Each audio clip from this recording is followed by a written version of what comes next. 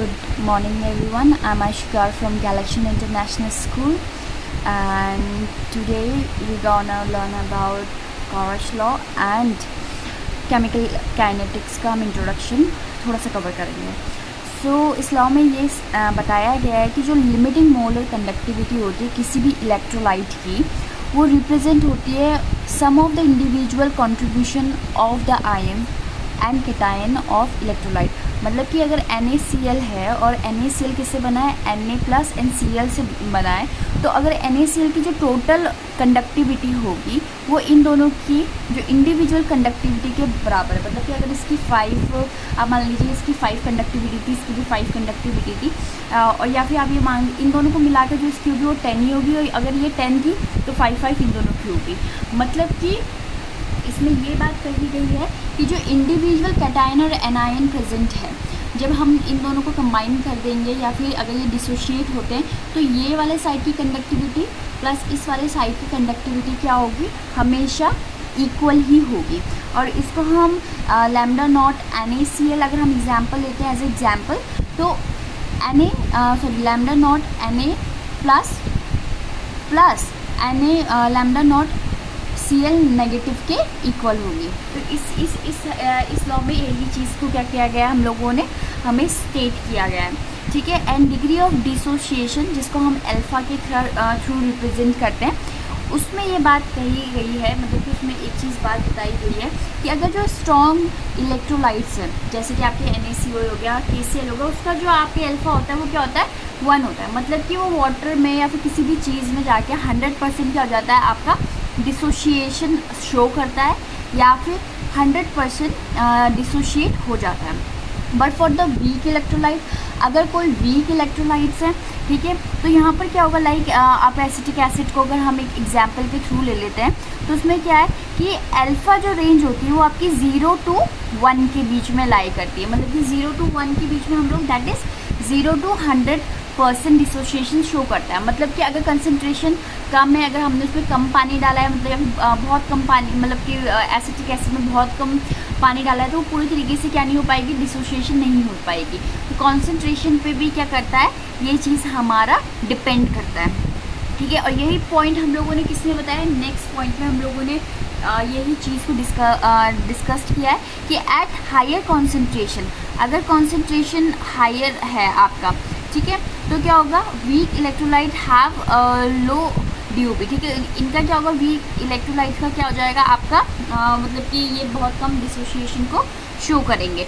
The ratio of molar conductivity, अगर मैं इस पूरे डिग्री ऑफ डिसोशिएशन को एक्सप्लेन करूँ थ्रू अ डेफिनेशन, तो ये चीज़ यहाँ पर बताई गई है. The ratio of molar conductivity जो कि आपका लैम्डा है, at any concentration to the molar conductivity at infinite dilution is known as. Infinite dilution की जब हम बात करते हैं तो जो आपकी मोलर कंडक्टिविटी होती है Lm, ठीक है, उसको हम क्या बोलते हैं, DOD बोलते हैं, जो कि हम alpha is equals to molar conductivity lambda m upon lambda n naught क्या है आपकी इन्फिनाइट डाइल्यूशन है.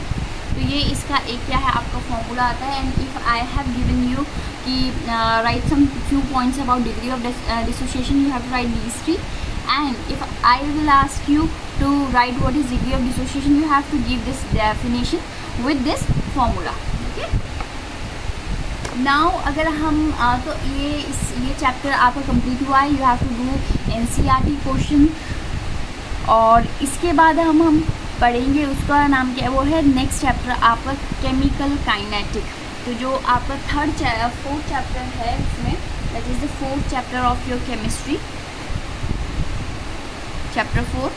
ठीक है. तो केमिस्ट्री का है आपका केमिकल काइनेटिक. तो सबसे पहले हम लोग आपका वर्ड को ही थोड़ा एक्सप्लेन कर देते. केमिकल मतलब कि केमिकल किस में काम आएंगे, आपके केमिकल रिएक्शंस में काम आएंगे. ठीक है. तो यहाँ पर वही दिया गया है कि केमिकल रिएक्शंस जब होती हैं तो उसके लिए हम लोग यूज़ करते हैं केमिकल. एंड काइनेटिक, काइनेटिक का मतलब क्या होता है, कोई भी मोशन में होना. काइनेटिक एनर्जी आपने पहले भी पढ़ा ही होगा. ठीक है. तो इसमें क्या होता है, we are talking about motion, speed of reaction. तो इसमें क्या है कि स्पीड ऑफ रिएक्शन के बारे में हम पढ़ेंगे, मोशंस के बारे में पढ़ेंगे. Motions not in the sense of the कुछ मतलब कि कुछ जो आपका ट्रैवल कर रहे हैं उस वे में नहीं, पर लेकिन किस तरीके से आपकी रिएक्शंस हो रही हैं, क्या उसकी स्पीड है, क्या उसकी क्या नाम है, मतलब किस तरीके से वो रिस्पॉन्सिबिलिटी है उसकी, ठीक है। तो ये सब चीज़ें हम लोग क्या करेंगे यहाँ पर डिस्कस करेंगे कि आखिर में ये किस तरीके से कोई भी रिएक्शन कितने टाइम पर हो रही है, किस स्पीड से हो रही है, वो चीज़ हम क्या करेंगे यहाँ पर एक्सप्लेन करेंगे।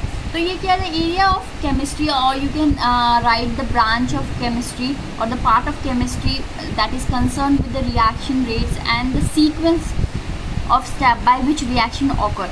ऐसे सीक्वेंस के बारे में हम पढ़ेंगे, उन सीक्वेंस के बारे में हम लोग पढ़ेंगे जिन सीक्वेंस से क्या हो रही है, कोई भी रिएक्शन हो रही है, ठीक है, और उसमें क्या क्या उसके रेट है, क्या क्या मतलब किस स्पीड से हो रही है, कौन कौन से प्रोसेसेस हम उसमें कर रहे हैं, इन सब चीज़ों के बारे में जब हम डील करते हैं, जब हम पढ़ते हैं, तो हम केमिकल काइनेटिक के अंदर हम लोग उसको क्या करते हैं, कवर करते हैं, ठीक है। तो कोई भी केमिकल रिएक्शन होती है, जैसे कि अगर आपका मैं बोलूँ कि कोई भी स्पीड क्या, तो स्पीड आप कहते हैं डिस्टेंस अपॉन टाइम, ठीक है, कि मैंने इतना ट्रैवल किया, अगर मैं पूछूँ आपकी स्पीड क्या है, तो आप कितना डिस्टेंस कवर करा और कितने टाइम पे कवर किया, वो चीज़ हमें यहाँ पर पता लग जाती है।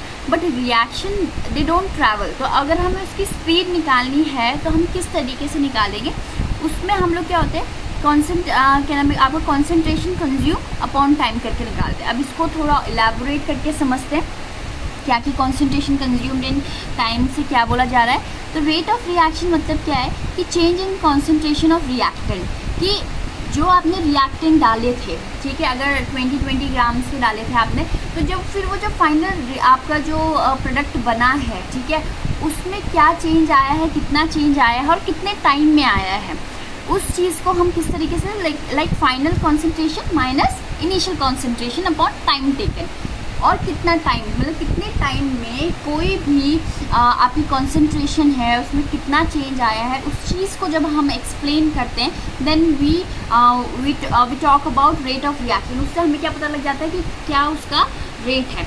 तो इस चीज़ को अगर मैं लिखूँ रेट ऑफ रिएक्शन, ठीक है, if I am writing here rate of reaction, तो वो उस चीज़ को हम किस तरीके से निकालेंगे, what is the formula, delta C upon delta T, ठीक है। एंड जो इसकी यूनिट होती है वो मोल पर लीटर पर सेकंड होती है, कि कितना आपके मोल्स आपकी कंज्यूम हो रहे हैं, ठीक है, कितने सेकंड में कितने लीटर, तो ये चीज़ें आपकी, ये इसकी क्या है, एसआई यूनिट है।